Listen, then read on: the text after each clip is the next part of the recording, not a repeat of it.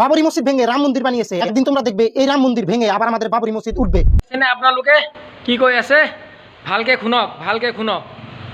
আমরা এই জন্যই চুপ আছি, কারণ আমাদের হাতটা হলো বাধা। যেদিন এই হাতটা খুলে যাবে সেদিন দেখবে দুনিয়ার মধ্যে ইতিহাস সৃষ্টি হবে। ক'ত কেলা হাত বান্ধা আছে? তুই দেখোন হাত খোলাই, তোর কেলা পুঠি মাছৰ কলিজা সুধীর ভাই, সেইকাৰণে বকি আছ কেলা। ইতিহাস ৰচিবে, আমাৰ বালডাল ছিঙিবে তই কেলা, তাৰ ভেৰা কাটা পাৰ হৈ পেলাই আহিবে। আমাদের যত ভারতবাসী এবং অন্য দেশের মানুষ আছেন সবাই কিন্তু জানেন আজকে ভারতে যেটা রাম মন্দির আছে সেটা কিন্তু পূজা স্টার্ট করলো। সেই উদ্দেশ্যে ভারত সরকার বলেছে 22 তারিখ রাম মন্দির আমরা স্টার্ট করব, পুজো স্টার্ট করব। সেই জন্য তোমাদের আন্ডা, মাছ, মাংস, মুরগি ইত্যাদি শুটকি মাছ এগুলো খাওয়া যাবে না। কোনো চৰকাৰে কাকো একো কোৱা নাই যে এনেকৈ মাছ, মাংস, আন্ডা, মুৰ্গী খাব নালাগে গৈ পেলাই। যদি তোক গু খাব মন আছে তই গু খাব পাৰ। তাই আমি একটাই কথা বলতে চাই, রাম মন্দির কি এই যে পূজা স্টার্ট করেছে, রাম এসে ওই মন্দিরে আন্ডা, এই মুরগি, মাংস টাংস এগুলা খাবে নাকি? এইটো আমাৰ ভগৱানৰ ওপৰত ইমান অপমানিত কথা কৈছে। ভগৱানে কি মন্দিৰত আহি মাছ মাংস খাব নেকি কৈ পেলাই সি কৈ আছে। আপোনালোকে এনে চাই আছে, ইয়াৰ ওপৰত এজাহাৰ দাখিল কৰক। গোৱালপাৰাৰ ল'ৰা হয় এইটো, বুজি পাইছে? পরে রাম বাবা আসতেছে, সে মানে আজকে অতিরিক্ত খাবো। তা আমি ভাই এই পাগলপন্থী এরা যে করতেছে কিসের জন্য করতেছে আমি জানি না। আমি কৰা পূজা হোম পদ্ধতিটোক সি পাগলপন্থী কৰি পেলাই কৈ আছে। তই তই ক'ত জানিবি? তোৰ লগত ইমান মাথা থাকিব লাগিব না, তোৰ লগত ইমান মাথা থাকিব লাগিব জানিবৰ কাৰণে। মাথাত গু আছে তোৰ, মাথাত যদি বুদ্ধি থাকিলে হয় তই জানিলি হয়। মাথাত গু আছে তোৰ, তই ঘেণ্টা জানিবি? গু থাকা মানে তাৰ মগজু কিবা থাকে নেকি? ये बड़ी अच्छी बात कही आप। আবার বলতেছে অনেক দিন পর 500 বছর পর আমাদের রাম রাম সীতা তার বাসায় ফিরে এলো।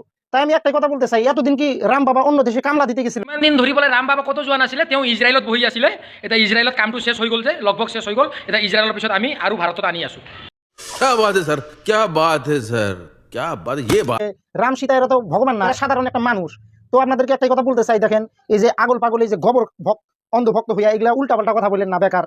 আপনারা সবাই জানেন রামের জন্ম ভারতেই হয়েছিল। সে ভারতে কেন, সারা বিশ্বতে থাকবে, যেহেতু সে একটা প্রভু। তাই আমি তাকে সম্মান করি, আমিও বিশ্বাস করি রামকে। আমরাও রামায়ণ পড়েছি, মহাভারত, সীতা এগুলো অনেক দেখেছি সিরিয়াল মিডিয়ালে, আমরাও বিশ্বাস করি। তই যদি ভগৱান ৰামক মানিলি হয় নহয়, প্ৰথমে সেনেকা কথা নকলি হয়। তই জান যে পিছত মোৰ কোটিটো একদম অসম পুলিচে পিটি লাল কৰি দিব। কিয় কি অসমৰ মুখ্যমন্ত্ৰী হেমন্ত বিশ্ব শৰ্মা আছে, এতিয়া তই জান। সেইকাৰণে তই টপিকটো এতিয়া বৰ্তমান লাহে লাহে চেঞ্জ কৰি আছ। আৰু তই কিমান ৰামায়ণ ভাগৱত গীতা পঢ়িছ সেইটো তোৰ প্ৰনাউন্সিয়েশ্যন দিয়ে গম পায়, বুজি পাইছ নহয়? এতিয়া তোৰ ব্যৱস্থা হৈ যাব লাহেকে। আপনারা বলতেছেন যে 500 বছর পর আসতেছে, তাহলে এতদিন কোথায় গিয়েছিল? আবার অনেকজনে বলতেছেন আমাদের নরেন্দ্র মোদী রামকে নিয়ে আসতেছে। আচ্ছা তাহলে কি দিয়ে নিয়ে আসতেছে? জাহাজ দিয়ে, না এই যে পানি জাহাজ দিয়ে, না উড়া জাহাজ দিয়ে, না ট্রেন দিয়ে, না ঠেলা গাড়ি দিয়ে? মনে হয় ৰাম ভগৱান 500 বছৰ পিছত অহা নাই, সেইটো গান বনোৱাই বনাইছে, বুজি পাইছ? ৰাম ভগৱান ত্ৰেতা যুগতে আহা। কিবা জান নেকি? মাথাত কিবা আছে গাণ্ডু? আৰু কোৰ্টত কেছ পেণ্ডিং আছিলে, কোৰ্টৰ পৰা কেছটো আমি জিকি পেলাই এতিয়াহে মন্দিৰটো বনাই আছোঁ, বুজি পাইছ? আৰু ৰাম ভগৱানক মোদীজীয়ে কিহত আনিছে এইটো আমি ক'ব নোৱাৰোঁ। কিন্তু তই যোৱাটোক এম্বুলেঞ্চত যাবি এইটো কথা গেৰেণ্টি, নহ'লে পুলিচৰ গাড়ীত যাবি এইটো কথা গেৰেণ্টি হয় এইটো ভিডিঅ' পিছত।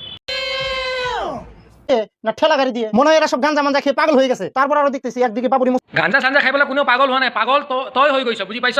এই ৰাম মন্দিৰটো দেখা পাই পেলাই তোৰ এইটো হিলি গৈছে। তোক তেজপুৰৰ পাগল হস্পিটেলত তোৰ কাম নহ'ব। এই তেৰে নাম ফিল্মত যে সলমান খান যে যোনটো ঝাৰখণ্ডৰ পাগল হস্পিটেল লৈছিলে তাতে তোক লৈ যাব লাগিব। আৰু গাঞ্জা বিক্ৰী কৰা গিলাকতো 2-3 বছৰ আগত পুলিচে বহুত ইনকাউণ্টাৰ কৰি দিলে নহয়, গাঞ্জা ড্ৰাগছ বিক্ৰী কৰা গিলাকক। এতিয়া নাই নহয় বিক্ৰী কৰা মানুহ। বিক্ৰী কৰা তেতিয়া কোনোবা আছিলে, এইটো চবে জানে, অসমবাসীকে ৰাইজে জানে কোন এইগিলা বস্তু আগত।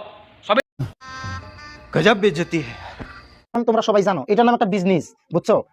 সরকার এটা একটা বিজনেস খুলে নিল, দেখবা এখন আর কোটি কোটি টাকা কামাবে। আর মাঝে থেকে তোমরা তার মতন ভোগ করতেছো। তো তোমাদেরকে একটাই কথা বলতেছি, তোমাদেরও সারা জীবন কামলা দিয়ে খেতে হবে ভাই। মন্দিৰত বোলে বিজনেছ, কিন্তু কি কৰিবি? এই মন্দিৰৰ টেক্সৰ পইচা দিয়ে বহুত বছৰ ৰাজ কৰিলে কিছুমান মানুহে, বহুত খালে, এতিয়া বন্ধ হৈ গৈছে যে, সেইকাৰণে পুটকিৰ মধ্যে ঝালা পুৰা লাগছে আৰু ন। আমিতো কাম কৰি খামেই, কিন্তু গৰু চুৰ, ছাগলী চুৰ, মুৰ্গী চুৰ, ড্ৰাগছ বিক্ৰী কৰি নাখাওঁ, কৰ্ম কৰিয়ে খাওঁ। আমার কথাটা মনে দুঃখ নিও না, জাস্ট এই যে কতগুলো মানুষের উল্টাপাল্টা কথা হিসেবে ভাই ভিডিওটা বানালাম। বেলেগে গু খালে তইও গু খাবি, তই বেলেগ টপিক পোৱা নাই বনাবৰ কাৰণে। ৰাম মন্দিৰে টপিক পালি, ভগৱান ৰামে টপিক পালি, প্ৰথমে ক'লি মাছ মাংস খাব অমুক তমুক। এতিয়াতো ভয় লাগিছে যে এৰে চম কৰি পেলাই। এতিয়া যদি মোৰ ভুল হয় মোক মাফ কৰি দিয়ক ন। এইটো ভিডিঅ' ইমান শ্বেয়াৰ কৰক, ডক্টৰ হেমন্ত বিশ্ব শৰ্মাৰ লগে গৈ পাব লাগে, অসমৰ মুখ্যমন্ত্ৰীৰ লগে। আৰু এনেকুৱা ধৰণৰ যিমানটাও ইউটিউবাৰ আছে বা ছ'চিয়েল মিডিয়াত ভিডিঅ' বনাই পেলাই অসমৰ বাহিৰত মই ক'ব নোৱাৰোঁ, অসমৰ যিমানটাও মানুহ যে এই ছ'চিয়েল মিডিয়া ইউজাৰ আছে, যোনেও এইটো ৰাম মন্দিৰ আৰু ৰামৰ বিষয়ে বেয়া কথা কৈ পেলাই ভিডিঅ' বনাইছে, এইগিলা ইমান শ্বেয়াৰ কৰক যে গৈ পেলাই মুখ্যমন্ত্ৰীৰ হাতত পাব লাগে। আৰু এইগিলা চব মানুহ এৰে চাব লাগে।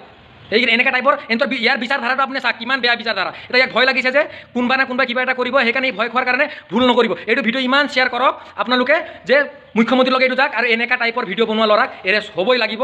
জয় শ্ৰীৰাম, জয় আই অসম।